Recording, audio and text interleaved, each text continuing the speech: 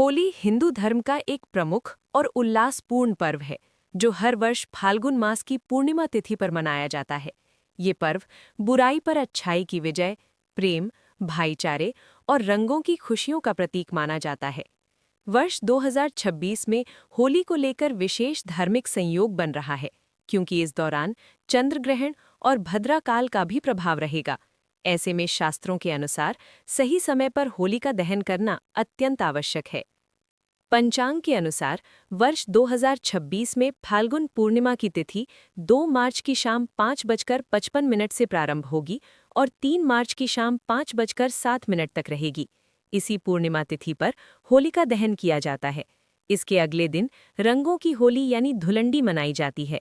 इस वर्ष होलिका दहन 2 मार्च 2026 को किया जाएगा, जबकि रंग वाली होली 4 मार्च 2026 को मनाई जाएगी। होलिका दहन का धार्मिक महत्व बहुत अधिक होता है। ये प्रहलाद और भक्तों की आस्था की विजय का प्रतीक है। मान्यता है कि सही मुहूर्त में किया गया होलिका दहन जीवन में सुख, शांति और समृद्धि लेकर आता है। वहीं गलत समय पर किया गया दहन अशुभ फल दे सकता है। शास्त्रों के अनुसार होलिका दहन कभी भी भद्राकाल और ग्रहण काल में नहीं करना चाहिए।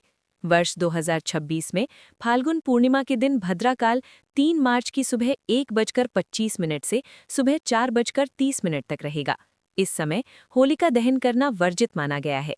भद्राकाल को अशुभ समय माना जाता है, जिसमें कोई भी शुभ कार्य नहीं किया जाता।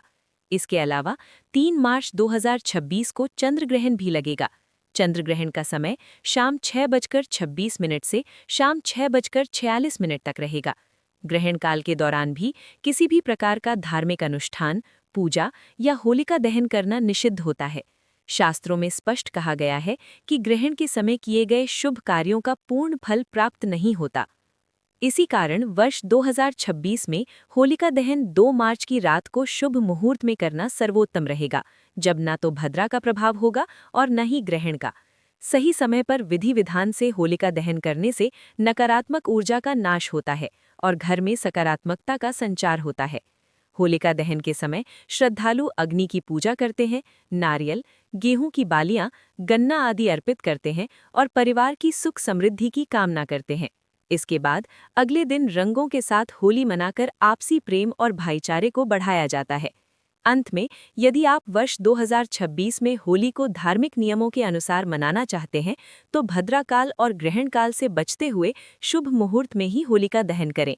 इससे आपको पुण्य लाभ प्राप्त होगा और जीवन में खुशहाली बनी रहेगी। अगर आपको ये जानकारी उपयोगी लगी हो, तो अपने मित्रों और परिवारजनों के साथ अवश्य साझा करें और ऐसे ही धार्मिक व ज्योतिष संबंधी अपडेट्स के लिए हमारे साथ जुड़े रहें।